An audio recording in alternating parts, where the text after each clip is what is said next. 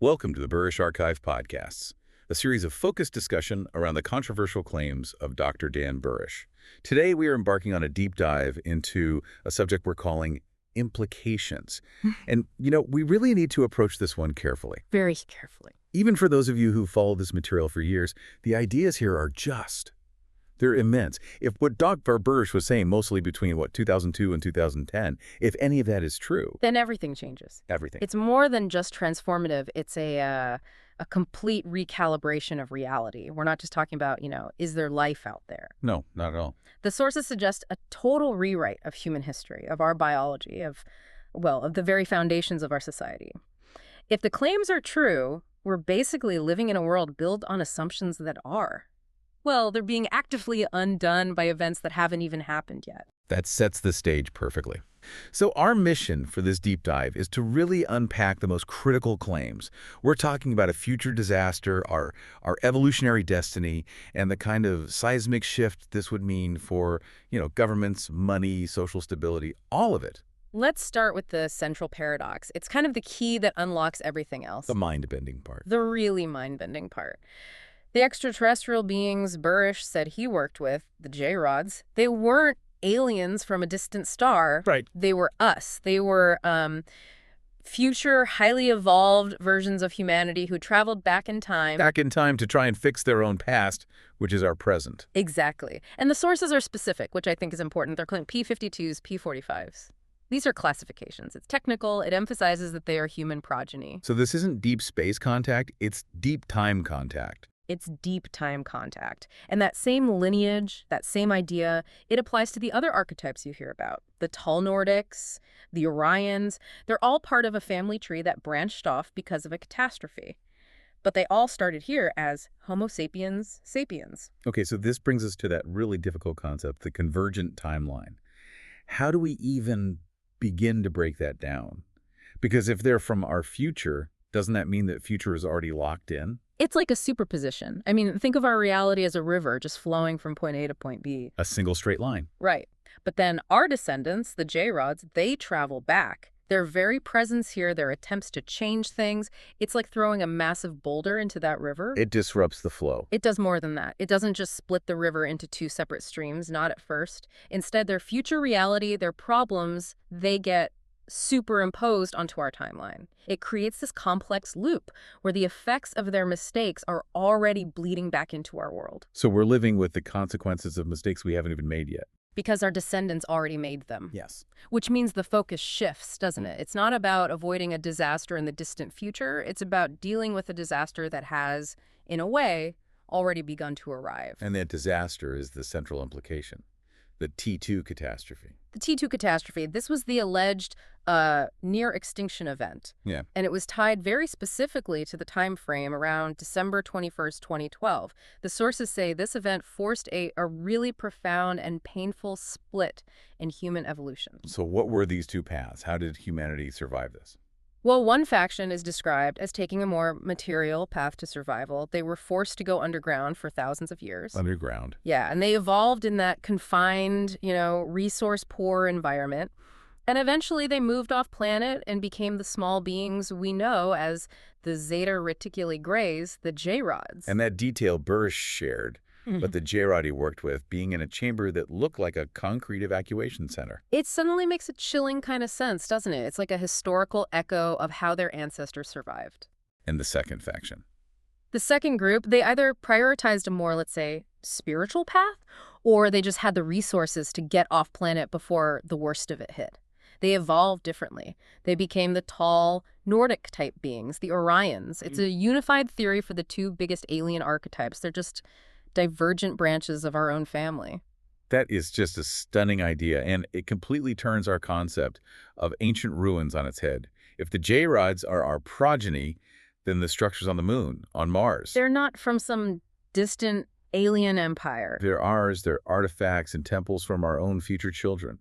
We're literally looking at our grandchildren's history. And we're forced to consider the immense preparation that would be involved in surviving something like that. It seems anecdotal, but then you connect it to things people are saying now. Like Catherine Austin Fitts. Exactly. In that 2024 interview she did, she talked about this massive infrastructure of underground bases that's been built.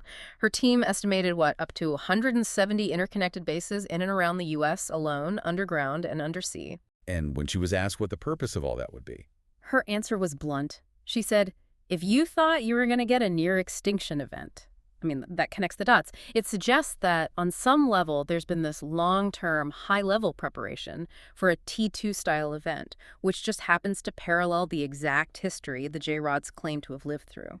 this brings us right to the reason for the disclosures in the first place, this desperate race to change that outcome. If the future is contaminated, the only way to heal it is to stop the event from happening here in the now.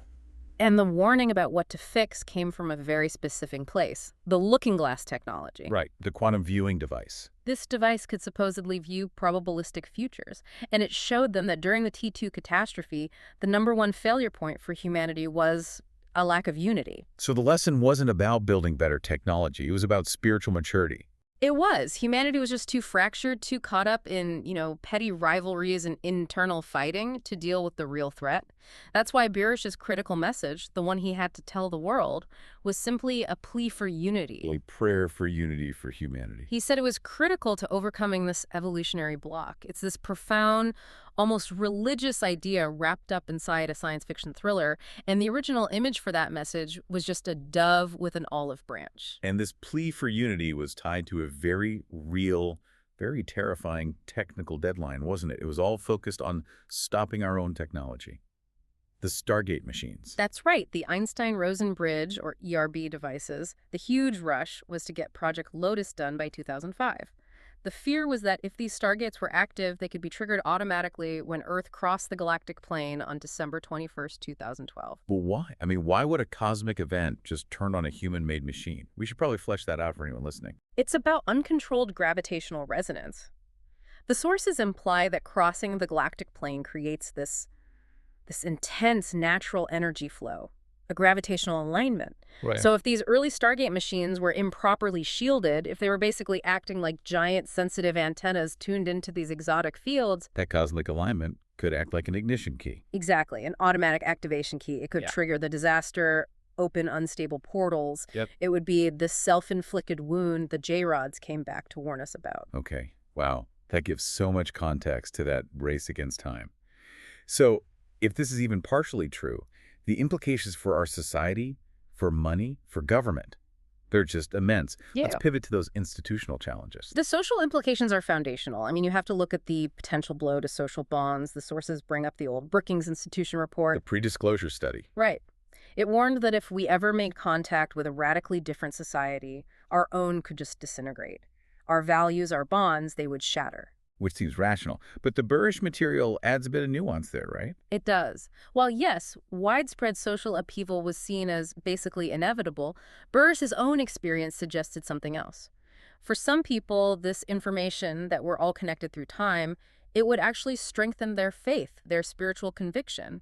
So the human response is complex. It's not all negative. But when we get to the financial implications, that nuance kind of fades away. It completely fades away. This is where the claims describe a direct existential threat to the entire global financial system. We are still fundamentally running on a petroleum economy. Oil is everything. Value, debt, global power, it all comes back to controlling and trading oil. So what technology from the J-rods threatens that structure? The gravity propulsion systems from S4, these things, using exotic matter to repel gravity, they imply some form of free energy. And the real threat isn't just cheap fuel. No, it's energy that can't be easily monetized. Energy you can't control with the current systems.